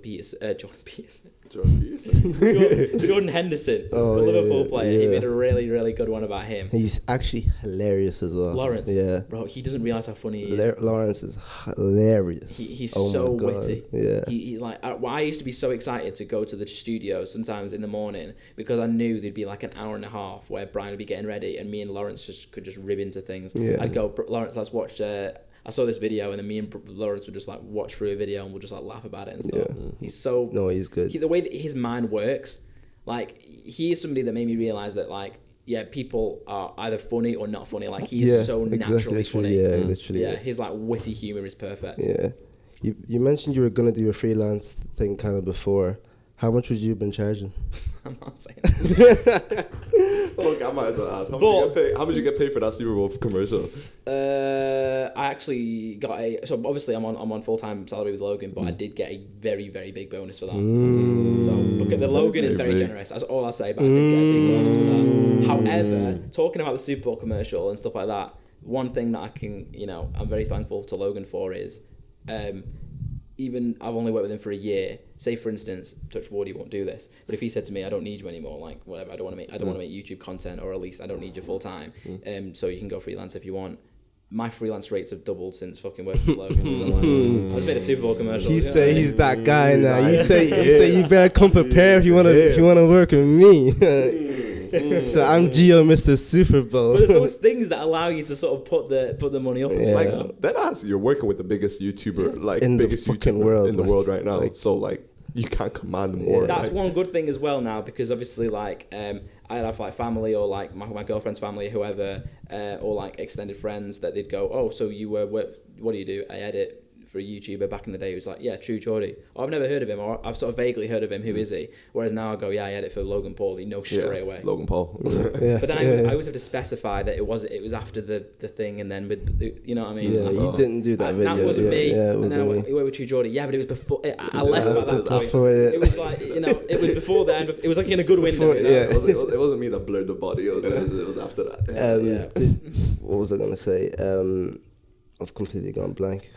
Oh no, no, it's gone. Andrew Tate's two biggest enemies are. Oh my god, yeah. Do you know what's funny? I'll talk about Andrew Tate. Me and Brian, we were going back and forth with Andrew Tate in 2019. That's true. Yeah, there was a True News you did, and he was like a clip or it was one video of him. Okay, so it was 2019. It was a random. We did True News episodes every week. So for those who don't know, True News was a show that Brian and Lawrence used to do, where they used to sit and break down anything that happened in the YouTube space in sport throughout the week, and they just laugh about it. Anyways, towards the end of the episodes, we just throw in random things that Lawrence or Brian had found during the week. And there was this one week we saw this tweet that was made by this guy called Cobra Tate, speaking about why he doesn't watch Star Wars. And he basically said, I've never seen Star Wars in my life, and the reason why is because I'm rich, and rich people don't watch Star Wars, and I wouldn't have a Bugatti if I watched Star Wars, and Star Wars is for nerds. And it was this very like odd tweet. Yeah. And then they reacted to this on True News. It was like a random thing at the end of the episode, and they went in on him. And Brian was one of the first YouTubers to sort of go in on Andrew Tate, because they clicked on his website, and then they were making comments about the cam girl site that he had and a few other things. So then obviously Andrew Tate made this video back at Brian, and then Brian didn't really care about it, because Brian was kind of like, he's just some guy coming at us. And then they've been going back and forth since from then to now.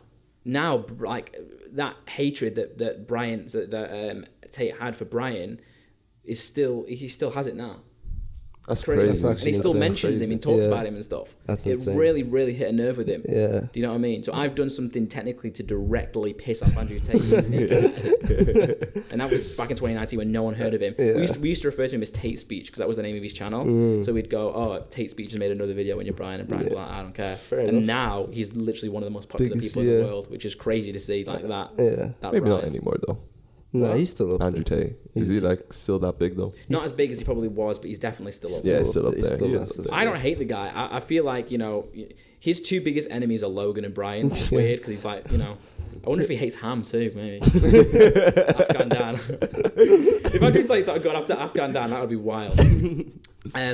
But I feel like some of what he says, I get, but then he has that sprinkled in with all of the mad shit that he's Yeah, Yeah. I think that's what agree most with. people. Yeah. You Kinda- can't disagree completely, and you can't, agree 100% completely completely, as well. No, yeah, Because you always have the meat writers that be like, yeah, this guy, like, Andrew Tate's word is gospel type shit. But then there's the people that completely hate everything he says, but you're not being true to yourself if you disagree with everything that she says. Yeah, Like, you can't just exactly. say that all of what he says is bullshit, because he has some things that he says that I go, oh, I kind of agree with that. I agree with that. And the mindset of just being like, not being a victim, and actually, you know, people don't realize how much control they have over, you know, the things that happen in their lives, and not having a victim mindset. The way that he puts it isn't as eloquently, but a lot of what he says, I go, okay, I get it. Yeah. Yeah. Exactly. I think also empowering young men, I think, is something that's important. That's true, yeah. Making people work harder, because you're like, oh, maybe I can get all the shit that he has. Like, he literally lives a GTA life. Like, nobody doesn't want that, He has his own theme regardless. song. He has his own theme that's song. true, yeah. So, like, you can't see him and be like, I don't want any of what he's got, obviously. No. Like, so, like, you know, some part of you is like, okay, maybe working as hard as what he says to do might get you there or something like that. So it's just pick and choose. Like, you can't 100% Just be smart about it. Yeah, I don't. exactly, yeah. It's like as simple as that. Don't start like completely worshiping the ground that he steps on. Don't do shit like that. But like, pick and choose what you want to think. Exactly. Yeah. Have you spoken to Jake Paul much? I've never met Jake Paul. I've been in the same room as him a few times. The first day I met Logan, they both came to the studio after the UK press conference. If you remember, the big one where Logan he was dressed like a French guy. He had the Logan mustache, and he had the hat, yeah. and he had the really tight black shirt. After that press conference, we all got in cars and we all went back to the studio to shoot the podcast. Yeah. And I was in the room with Logan and Jake. I've never really had an interaction with Jake. Like, he was there, but he's not as approachable as Logan is. Yeah. Logan is more is far easier to speak to, I think. Yeah. But I've never had any bad interaction with Jake. I know he's editor and he's a cool guy. Yeah. I guess final predictions on him and Nate. Oh, it's a very, very interesting fight. Yeah. Because the thing is, a lot of people are thinking that Jake's going to starch Nate, but Nate doesn't get starched. Nah. Like, even when he's in there. Even when you fought Connor. With was Connor, rough, Connor couldn't finish him, and also Leon Edwards, one of the most tactical, best strikers in the UFC, who was just recently, well, obviously he beat Usman, but then knocked him out in his previous fight before that. He went 5 rounds with Leon and almost knocked him out in the final round. I think that's true. I don't see a world where Nate Diaz can outbox Jake or match him in the boxing department. I feel like Jake just been solely focusing on boxing, and his experience will probably get him the win, and he should be able to outbox him. I don't see Jake knocking out Nate. I feel like Jake will probably win a decision. I don't. I don't see a world where Nate knocks out Jake. I see that as Jake well. hasn't had many decision wins, has he? He beat Tyron Woodley decision. He he did. Silver in a decision. Oh yeah, true. And obviously he just lost recently to a very close split decision. Was it split decision with Tommy? Split decision. Split decision with Tommy. And you know, Jake's got the gas tank. Nate's got the gas tank. I don't see either of these guys going down. Yeah. I wouldn't be like shocked if Jake does manage to knock him out. Yeah, but it'd be impressive though. It would be very impressive. Yeah, it'd be very Because impressive. when was the last time? It's been a long time since Nate Diaz was knocked out. Yeah, he's been knocked out in the UFC, obviously, a long time ago. I couldn't tell you when, like, and to, I can see it happening. I can definitely see it happening. I think it will be a Jake decision, but I can see like an early, not early, like a 5th, 6th, 6th round knockout for Jake as well. It Possibly. could be a TKO. It could be like, 'cause the thing is, not UFC, not him like flat out, not a Nate Robinson. No, yeah, like there was moments, for instance, in the BMF fight, the original one, 224, 244, where Masvidal was able to knock down Diaz, and Diaz would just sit in guard and just wait on the ground. You know, you can't do that. You can't do that in a boxing fight. Yeah. So there's potentially going to be moments where Jake knocks down Nate multiple times, and the ref just goes, you know what, we don't, let's call it an end there. So it won't be like a flat knockout like he did against Tyron Woodley. Yeah. So my predictions, Jake Paul decision win. What about you? I always want to bring my casual mindset into the equation because I'm not as big of a fighting fan as him. I'm definitely a casual boxing fan though. You think so? I definitely am a casual boxing fan. UFC fan. I'm on the borderline of sort of like a fanatic and a casual. I say if you're casual, then I'm like I'm like a newbie or something. I'm not even close to you. But I always just there's just like pure eye test kind of thing. I mean, I've heard a lot about this Nate guy. I've seen most of Jake's fights, and just purely on the eye test, I think Jake has it. I mean, not for any particular reason. I think just Jake gets it. Yeah. I don't know. Yeah. And he's also got a point to prove. He's coming off his first ever loss against Tommy Fury. That's true as well, you know, the likelihood is that, you know, that KSI fight's in the future. And if Jake loses to Nate, I mean, where does that put him then? It makes that KSI fight much harder to make. So, you know, and you know, Jake's got a lot to prove. So I hope we get KSI Jake early next year. I hope. That's just a hope. I think it'll probably be mid next year. I can't imagine it being early because it's something that takes a lot of time to put together. Yeah.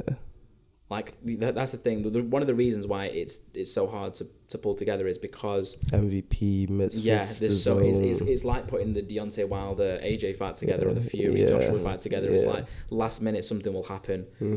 You know what I mean? So I do hope it gets made, and it will be the be all and end all in my opinion. Yeah. Or maybe not the end all, but at least it will be the biggest. The biggest. It's so big. Like, and then get Logan on that undercard as well, fighting someone too, and then it could be. You need Deji on that shit as well. Yeah, we need like a 100%. whole. We need Superbowl. We need all of them on there. We need all of them. I think that card needs like a Deji versus Gibb or something massive like that. Huge. Yeah, something big. But yeah, an exciting one. It's been great to have you on. No, this has been really good. As I said at the beginning, like this is the first time I've ever done an in-person podcast, but it was great, and I'd love to. You guys have come over here pretty much just for me to do this podcast. Yeah. So if we ever do another one, I will do it in Dublin. You think so? Dublin. I like how you said it. Dublin. You've actually got. Me and my mate Brody, when I was in Canada, we had this joke where we would. Have you seen the clip? I'm gonna butcher this, but you know, in the Old Forge Inn. Oh yes, where he's there with the MMA interviewer reporter, Oscar, and he's like he's having a sip of the stout. Is it? You've got to get it up. You got to drink down to the label. To the label. You've got to drink it to the label. You know. And then the whole time when me and Brody were drinking Prime, we were like, you got to drink it down to the oi. You have to drink it to the oi. You have to drink it down to the oi. That's right. Your first sip all the way to the oi. Oh, it's hard to do a Dublin accent in front of two fucking Irish people. Do we sound Irish? Yeah. You think so? I think you've got a clearer Dublin accent. Yeah. I think mine's is. Yours is more subtle. Yeah, I think I get a lot that's like more like American, like and then with the slight tints of like the Dublin accent kind of thing. But it would take me a second. I feel like if I didn't know that you came from Dublin, I'd listen to the way that you pronounce things and I'd go, okay, Irish. But with you, I think I get it straight away. Yeah, fair enough. Yeah. Dublin. We'll do it in Dublin. Wait, not Dublin. The way you guys actually like, it's not actually Dublin, is it? Nah, but Dublin's like. Dublin's the best What's way the place? to do it. What's the place? Though? Kildare. Do you know where that is though? We go Kildare. You have to go there. You have to do it. We'll make it happen. All right, next time. Appreciate you having you on. That's it for now, and peace. Peace out.